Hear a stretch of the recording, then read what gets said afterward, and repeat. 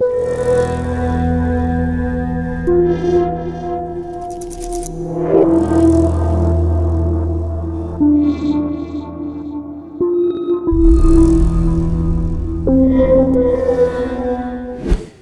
prijatelji, evo nas ponovo u čudnim pričama i obradit ćemo jedan vrlo potresan događaj koji je potresao ne samo Sinj i okolinu, nego celu Hrvatsku, a bogami i ceo region. Desio se kao atomska bomba.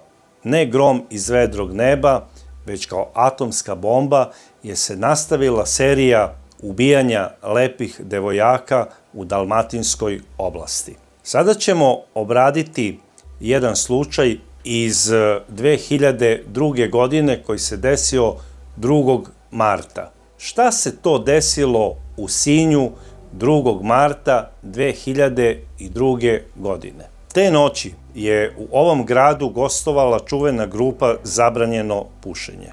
U to vreme zabranjeno pušenje je doživljavalo svoju renesansu. Postalo je popularno posle dužeg perioda kada ga niko nije više slušao. Taj koncert se zapravo dešavao u diskoteci San Remo koja je u sklopu Doma mladih u Sinju sa početkom od 22 časa. Na ovom koncertu u gomili mladih bila je i Anđela Bešlić, srednjoškolka iz Sinja, inače iz naselja Suhač. Ona je na ovaj koncert došla jer je bila veliki fan zabranjenog pušenja.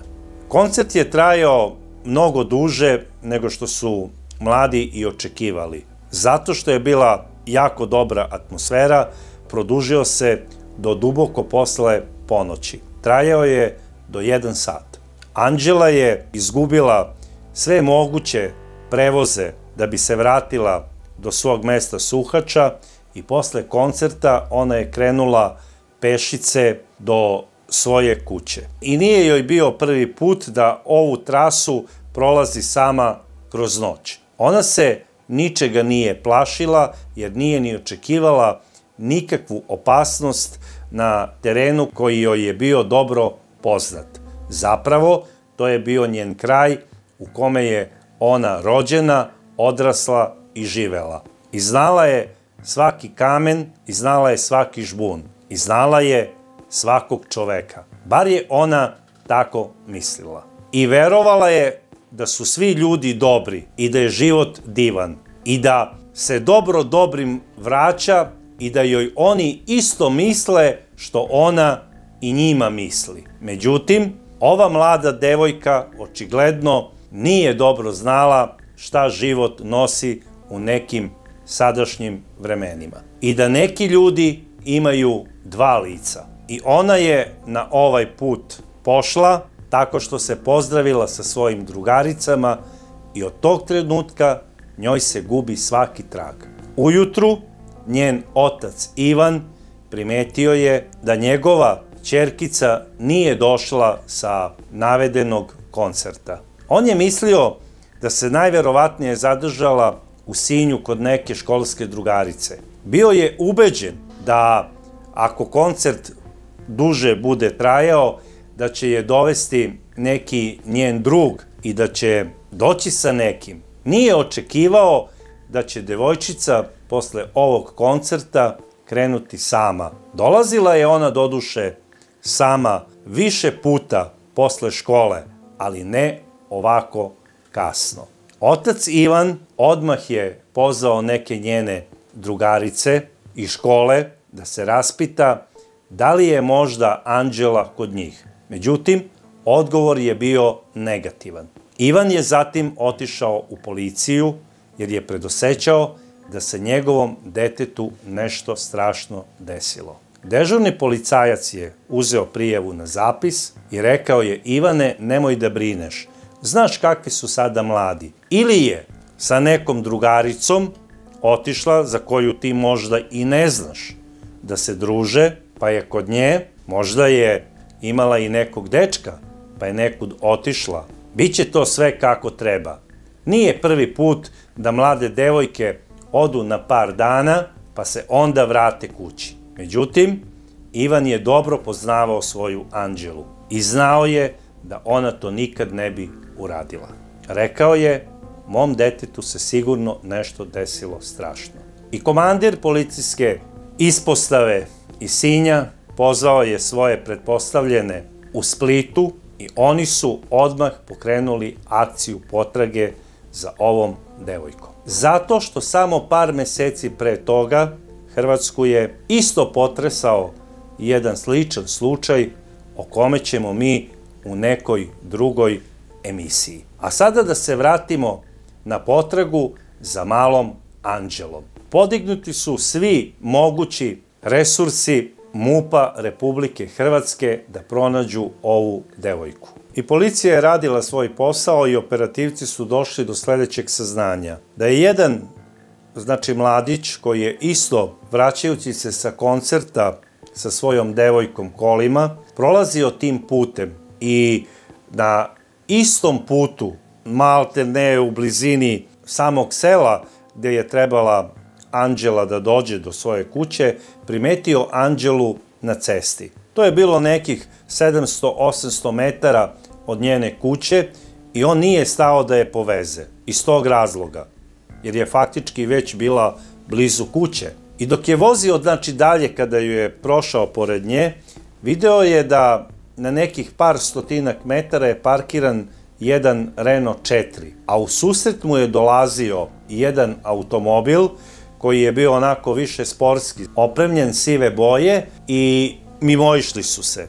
On ga je otpratio kako odlazi, u svom retrovizoru je otpratio odlazak tog automobila sa kojim se mimoišao. I primetio je da tamo negde u blizini, kada je naišao do Anđele, on je prikočio jer mu se upalilo treće štop svetlo, koje je za to vreme bilo onako, da ne kažem pojam, ali moralo je posebno da se ugradi i nije ga imao svaki automobil, nego samo oni opremljeniji i skuplji automobili. Ta njegova izjava je policiji dala signalizaciju da je najverovatniji automobil stao i povezao Anđelu u nepoznatom pravcu. A iskaz ovog mladića i njegove devojke je i poligrafski ispitan. I on je prošao poligraf. Po mišljenju policije, ovaj mladić je govorio istinu.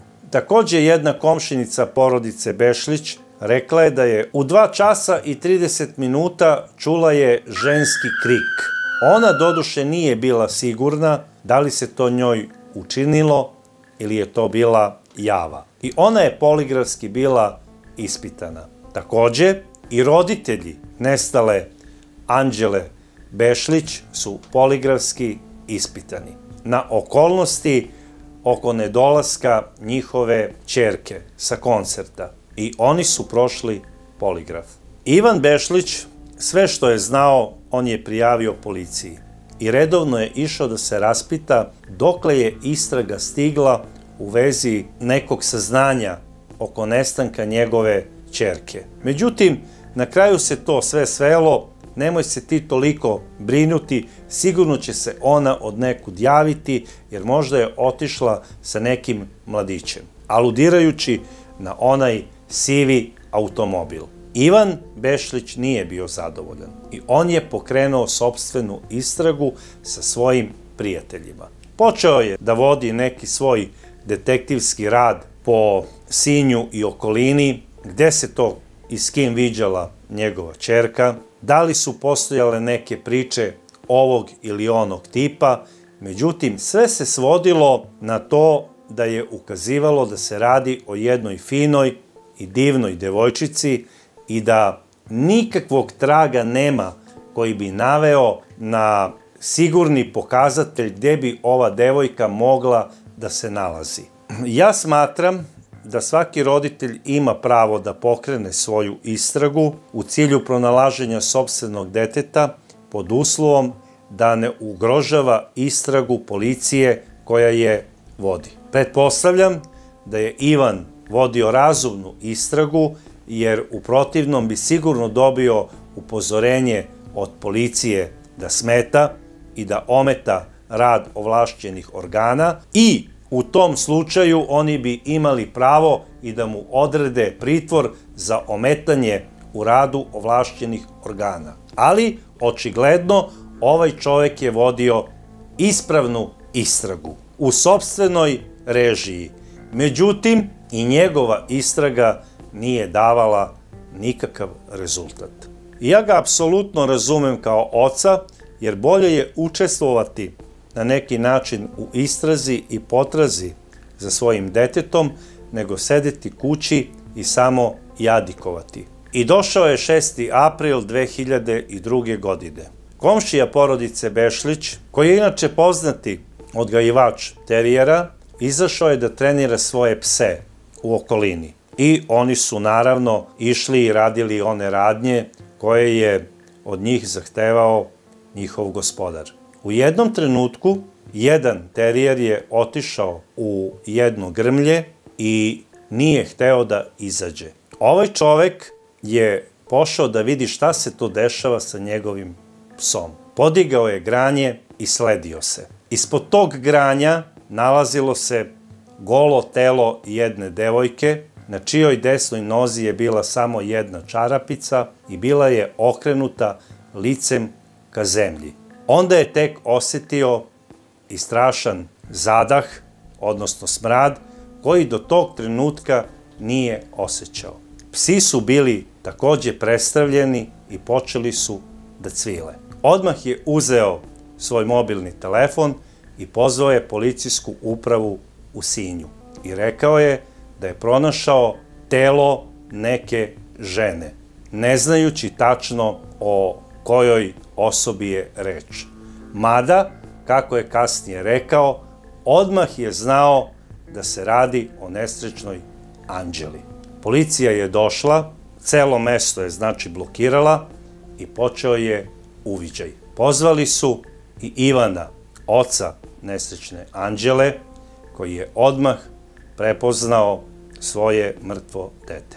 Naravno, telo je poslato na obdukciju u sudsku medicinu u Splitu, da bi se tačno ustanovio uzrok smrti i identitet ove devojke da se potvrdi naučnim analizama. Bez obzira što je otac rekao da je siguran da se radi o njegovoj ćerki, policija je tražila da se stručnim metodama utvrdi identitet ove devojke i to su uradili putem otiska prstiju. Naravno i analizom DNK. Radilo se o nestaloj Anđeli Bešlić.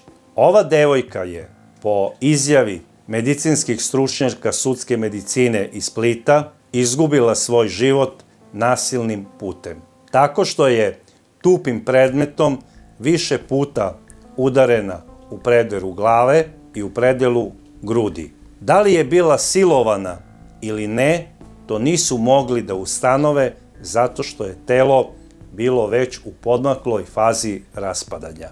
A DNK tragovi drugog lica u slučaju silovanja mogu se otkriti najviše do 72 sata. Tako da postoji pretpostavka tužilaštva da je ova devojka najverovatnije prvo silovana, a onda ubijena. Ali to za silovanje nije moglo biti dokazano. I policija je sada počela kompletnu poteru ko je mogao da izvrši ovo monstruozno delo. Devojku koju su tražili stotinama kilometara od Splita, pronašli su je samo na par stotina metara od njene rodne kuće. Ko je mogao da bude monstrum koji je izvršio ovo krivično delo? Da li je to možda bio neki stranac ili je neko možda bio upravo iz te okoline? Svi su počeli da vode istragu. I policija, i Ivan sa svojim prijateljima, i mnogi drugi. Ceo Sinj je govorio samo o tome. I osvanuo je 9. april 2002. godine. Jedan čovek, dok je ispijao kafu sa svojom suprugom, isto je rekao: Draga, moram da te poljubim pre nego što odem na posao i da ti kažem da ne bi bilo loše da odeš kod svojih na neko vreme i da jednostavno budeš malo odsutna iz ovog mesta, jer vidiš da se dešavaju čudne stvari. Ona ga je onako čudno pogledala, popili su kafu, on je rekao, molim te, pošto sada nisam raspoložen, poljubi ćerkice i reci im da ih puno volim. Izašao je, seo u automobil i otišao navodno na posao. Žena je posle ove izjave pomislila da je njen muž to izjavio zato što je u jednom trenutku osetio strah za svoju decu, jer je ovaj događaj koji se desio maloj Anđeli potresao celo mesto. I ona je verovala da njen suprug i malu Anđelu doživljava kao svoje dete. I sada je video opasnost za svu decu iz kraja, jer je po njenoj izjavi pretpostavljala da on sada misli da je predator tu negde u okolini, na slobodi, i da vreba svu decu, da ih siluje i ubije. A pošto su imali 3 kćerke, ovakav njegov postupak je u tom trenutku bio sa njene strane protumačen kao briga za decu. Međutim, uputio se u centar Sinja i to pravo do poznatog hotela Alkar. Tamo je imao sastanak sa svojim prijateljem, koji je inače advokat. Usput ga je znači pozvao i rekao mu je da hitno s njim mora da popije piće. Kada su se našli i kada ga je advokat pitao šta je tako hitno, druže moj, on je rekao, vidiš da se dešavaju čudne stvari u Sinju i okolini. Konkretno na šta misliš? Kaže, mislim na ubistvo ove devojke. Da li bi ti bio spreman da braniš ubicu ove devojke ako ga budu uhapsili? On je rekao, prvo treba ga znači pronaći, da ga policija uhapsi i ako mi on da ovlašćenje, branit ću ga. U tom trenutku u hotel ulazi i otac pokojne Anđele, Ivan. U tom trenutku čovek koji je sedeo sa advokatom ustaje i bez pozdrava izlazi iz hotela, a da se nikom nije javio. To je malo bilo svima čudno. A ko je ovaj čovek zapravo bio koji je svojim gestom zbunio sve prisutne u hotelu, a svi su ga dobro poznavali? Ovaj čovek je bio jedan od najuglednijih ljudi Sinja. Ivan Bulj, vlasnik lokalne radio stanice i član Demohrišćanske stranke. Pobožan čovek. Otac 3 dece, imao je znači suprugu i 3 prelepe ćerke. Otprilike istih godina kao što je bila i Anđela. Ovaj čovek je pevao u crkvenom horu. Ovaj čovek je davao savete mnogima u koje škole da upišu svoju decu radi daljeg obrazovanja. Njegova reč se poštovala i svi su ga cenili i imali su apsolutno poverenje u njega. On je pravo iz hotela otišao u svoju firmu, zapravo u direkciju svoje radio stanice. Uredniku iste je rekao, druže, hoću s tobom da popijem piće, jer se nećemo viđati neko vreme. I od danas si ti direktor ove stanice i ja ti je poveravam na dalji rad. To je bilo naravno uredniku čudno. Rekao je, šefe, nadam se da taj put neće tako dugo trajati, jer vi ste nezamenljivi. Ivan ga je samo pogledao i rekao je, nema nezamenljivih. Od danas si ti glavni. Popio je znači rakiju na eks i izašao i pošao je užurbanim koracima pravo ka upravi policijske stanice u Sinju. Ušao je, seo je ispred dežurnog policajca i rekao je, mladiću, ja sam došao. Policajac ga je pogledao i rekao je, gospodine Ivane, recite zašto ste došli. Rekao je, ja sam ubio malu Anđelu. U tom trenutku policajac je po sopstvenom priznanju rekao da je bio toliko u šoku da nije bio u stanju da uzme papir i stavi u pisaću mašinu da bi uzeo izjavu od Ivana Bulja. On je samo pozvao, znači, svoje kolege i rekao je, molim vas, vežite Ivana. Bez reči su to uradili, vezali su Ivana i onda je policajac došao onako sebi, obavestio je svoje šefove iz Splita šta se zapravo desilo i oni su rekli, sačekajte, dolazimo da bi uzeli izjavu. I oni su bili u šoku i napravili su jednu grešku. Uzeli su kompletnu izjavu Ivanu Bulju bez prisustva njegovog advokata ili advokata po službenoj dužnosti. Tako da ova izjava sa njegovim priznanjem nije bila validna na sudu. Po Sinju je odmah odjeknula ova vest kao udar groma. Svi su bili u šoku. Niko nije verovao da je Ivan bio u stanju da ovako nešto uradi. Svi su samo o tome pričali. Došli su novinari iz cele Hrvatske. Odmah je počela priča da je pronađen ubica i ko je ubica. Sa nevericom ljudi su slušali i nisu mogli da veruju. Njegova supruga je takođe bila u šoku. I jedino što je uradila u tom trenutku, ona je pokupila svoju decu, sela je na prvi autobus i otišla kod njenih za Požegu. Naravno, Ivan je posle izjave koju je dao sproveden u istražni zatvor u Splitu i nastavio je da se dalje brani ćutanjem.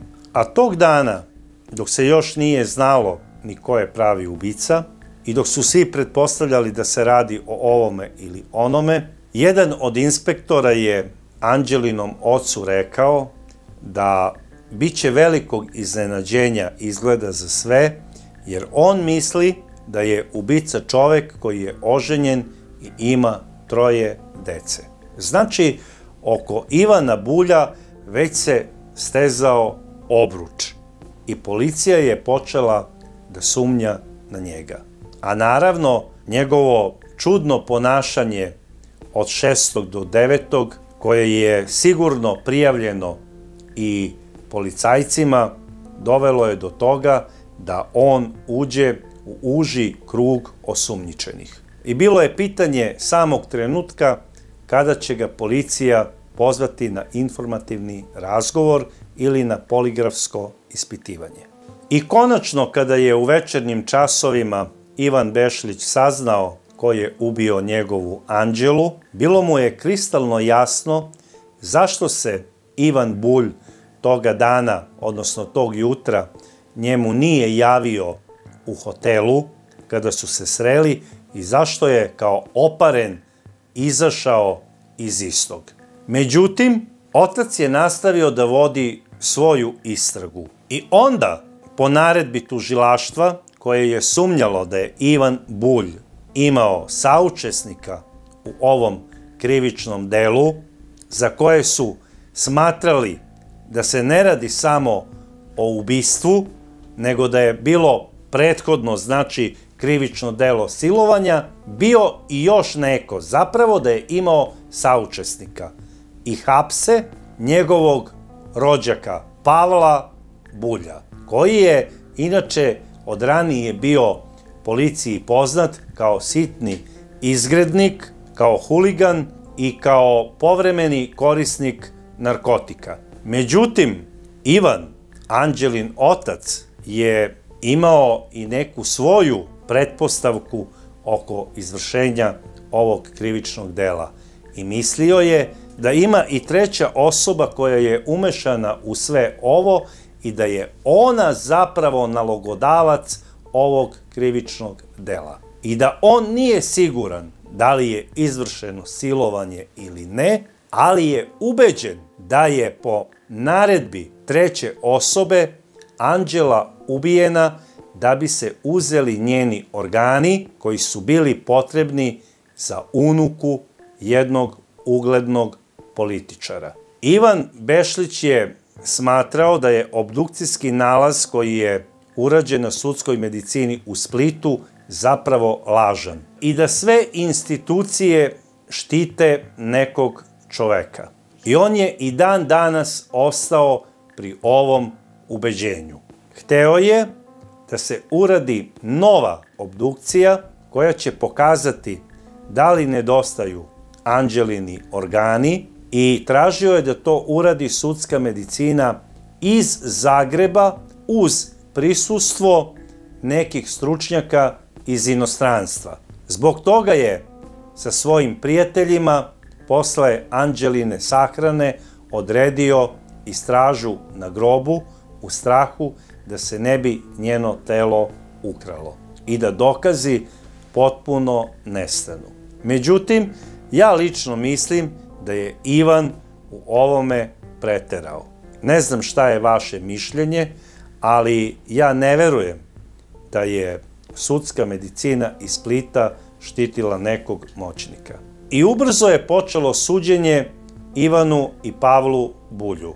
Njih dvojica su se teretili da su te večeri sačekali malu Anđelu kada se vraćala, znači, iz grada na nekih 500 metara od skretanja za njenu kuću, da su je na silu ubacili u Renault 4, odvezli do mesta gde je kasnije i pronađena, da su je tu skinuli, maltretirali, najverovatnije pre toga silovali, ali zato nisu imali, znači, dokaza i posle toga su je ubili da bi silovanje prikrili.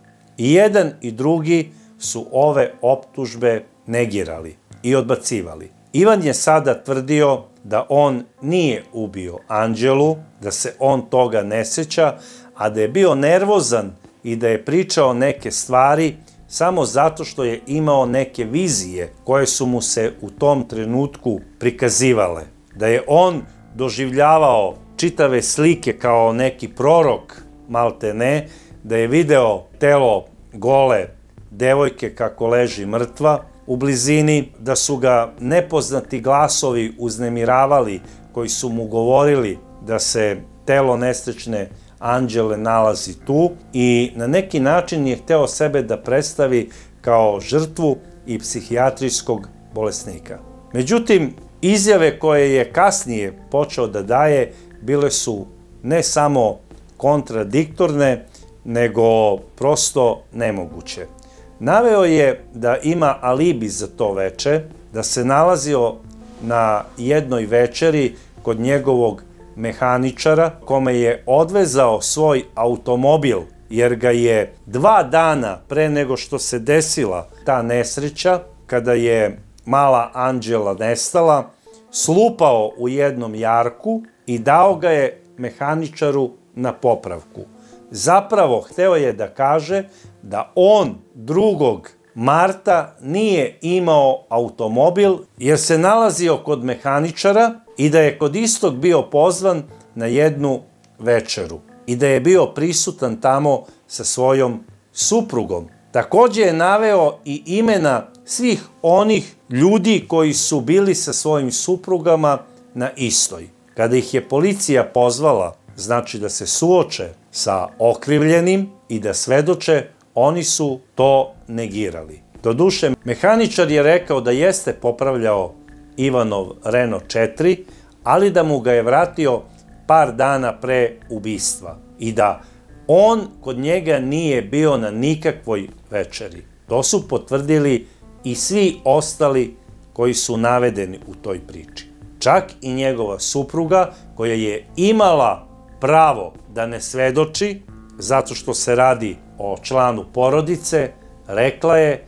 da njen suprug Ivan Bulj laže i da ona te večeri je sa svojom decom bila kod svoje kuće, a ne na nekoj večeri.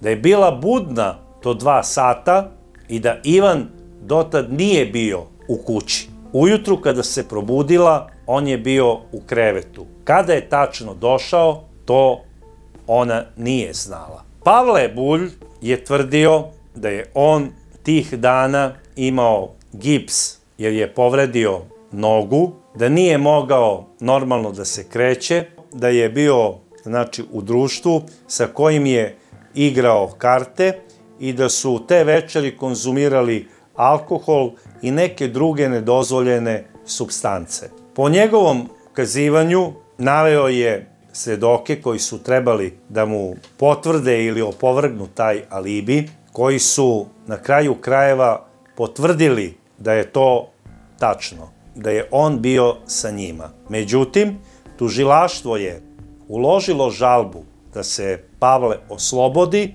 zato što je jedna njegova rođaka izjavila da je Pavle nju zamolio da mu opere dve majice.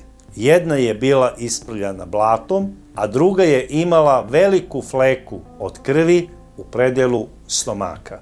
Čak ga je ona i pitala: Pavle, da nisi možda povređen, otkud ti ova krv? On je rekao da to nije krv, da je to neka farba i da se ne seća kako je došlo do tog flekanja majice. Sud nije mogao da ovo kasnije uzme kao dokaz da je Pavle učestvovao u ubistvu male Anđele, jer faktički nikakvih dokaza na tim majicama nije ni bilo, a nisu ni one postojale u tom trenutku da bi se izvršilo neko dodatno veštačenje. Jer i po okazivanju ove žene, ona je samo izjavila da ona misli da je u pitanju krv. Sud na kraju nije utvrdio da Pavle Bulj ima bilo kakve veze sa ubistvom male Anđele i on je osuđen samo zato što je prilikom pretresa njegovog stana pronađena izvesna količina nekih nedozvoljenih supstanci i on je osuđen na 17 meseci zatvora. Pavle Bulj je za provedeno vreme u zatvoru, dok je trajala ova istraga, tražio naravno obeštećenje. Tražio je 3 miliona kuna ili 400.000 eura. Međutim, pošto je bio osuđen na 17 meseci zatvora zbog posjedovanja ovih supstanci, njemu je isplaćeno 580.000 kuna ili 77.230 eura. Hrvatska je ovim gestom pokazala da je ona ustavna država u kojoj vladaju pravni sistemi i ja ne znam samo gde je ovaj čovek potrošio toliki novac, jer je ubrzo posle toga počeo da živi kao beskućnik. Svi znaju da je on koristio neke nedozvoljene supstance, od kojih je na kraju krajeva pre nekoliko godina i overio i pronađen je u blizini Splitske luke. Ivan Bulj je i dalje pričao i išao od laži do laži i sud nije njemu više ništa verovao. Prvostepena presuda je uzela u obzir njegovo priznanje, priznanje njegovih prijatelja da se on faktički od svih oprostio, priznanje njegove supruge i ovog čoveka su osudili na 27 godina strogog zatvora. Njegov advokatski tim uložio je žalbu na prvostepenu presudu, koja je kasnije na Vrhovnom sudu smanjena na 22 godine. I ja sada ne bih hteo da komentarišem visinu ove sudske presude za ovo delo, ali primetio sam da u Hrvatskoj, kada se dese ovakvi događaji u kojima stradaju devojke na sličan način, obično drugostepena presuda je mnogo manja od prvostepene. Ja ne bih voleo da ova praksa bude stimulacija za buduće počinioce sličnih krivičnih dela. Jer, s obzirom da je ovo krivično delo izvršeno 2002. godine, ovaj čovek biće slobodan za 2 godine, a možda i pre, ako kao uzorni zatvorenik ne dobije neko pomilovanje. Dok mala i nesrećna Anđela nikada neće ustati iz svog groba, i nikada više neće otići na koncert svoje omiljene grupe. Ona je sada na nebu i sluša koncert nebeskih anđela. Ja ne znam, dragi prijatelji, šta vi mislite o ovome, ali bih voleo da mi kažete vaše mišljenje. Da li je Ivan Bulj sve ovo sam smislio i organizovao ili je stvarno neki glas njemu to naredio? Da li glas sa onog sveta ili iz fotelje možda? Hteo bi da čujem vaše mišljenje.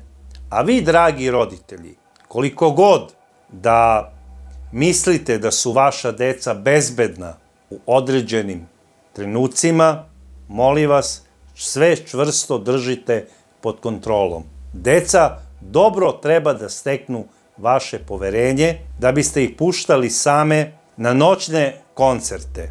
Ako im to i dozvolite, molim vas, sačekajte ih posle istih, jer oni se u vašim malim mestima ne dešavaju svakog dana. Vodite računa o svojoj deci, jer ona su naše najveće blago. Ne dozvolimo da oni sami šetaju noću posle koncerta i da stopiraju fantome za volanima. Ja znam da je Hrvatska bila uvela noćne linije da bi sprečila decu da stopiraju i da time budu izložena opasnostima koje sada donose autoceste, ali zbog nerentabilnosti i neisplativosti ovih noćnih linija, privatnici su odustali od vožnje. Tako da sada faktički nema noćnih autobuskih linija iz većih ka manjim gradovima. Zato, dragi roditelji, organizujte se i ako već dozvolite svojoj dečici da prisustvuju nekim koncertima, budu i obezbeđeni. Da li sa vaše strane ili u organizaciji nekog sigurnog društva, to procenite sami. Molio bih da svoje mišljenje o svemu pošaljete kako sam vam rekao, a do sledeće čudne priče ja vas pozdravljam.